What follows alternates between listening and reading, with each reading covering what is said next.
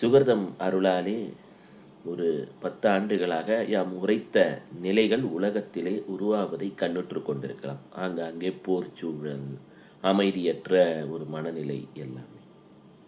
இதில் என்னை காண ஒரு அன்பர் வந்திருந்தார், கோயம்புத்தூர்ல இருந்து வந்துட்டு சொன்னார், ஐயா எனக்கு ஒரு தடுமாற்றம் என்றார். உடனே நான் கேட்டேன், வீட்டில் சுகர்து பெரிய வடிவமாக வச்சுருக்கீங்களா? ஆமாம், எப்போவுமே ஆலயத்திலே பெரிய வடிவங்கள் வழிபாட்டிற்கு உரிய. வீட்டிலே 3 அங்குலம் மட்டுமே இருக்கலாம். அந்த 3 அங்குலம் மட்டும்தான் சுகர் இருக்கலாம் அப்படின்றது அவருடைய ஜீவநாடியிலே வகுத்தது. அவர் என்னன்னா, சுகர்தம் நாமத்தால் சுகிர்தமாய் உரைத்தோம், உரைத்த மொழி உணர்ந்த மொழி என்றெல்லாம் சொல்லிவிட்டு சொல்லுவார். அவருடைய நிலைகள் 3 அங்குலம். காரணம் என்ன அப்படின்னா, வாமன அவதாரத்தில் 3 அடியால் உலகத்தை வாமனன் அளந்தான்.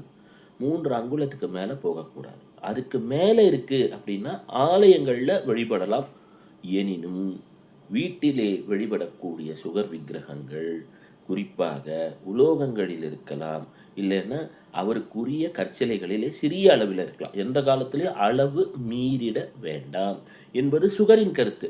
என்னோட கருத்துன்னு ஒன்று இருக்குது, சுகர் சொல்லக்கூடியதுன்றது ஒன்று இருக்குது. எனவே சுகர் அன்பர்கள் இதை மனதிலே வைத்துக்கொள்ள வேண்டும்.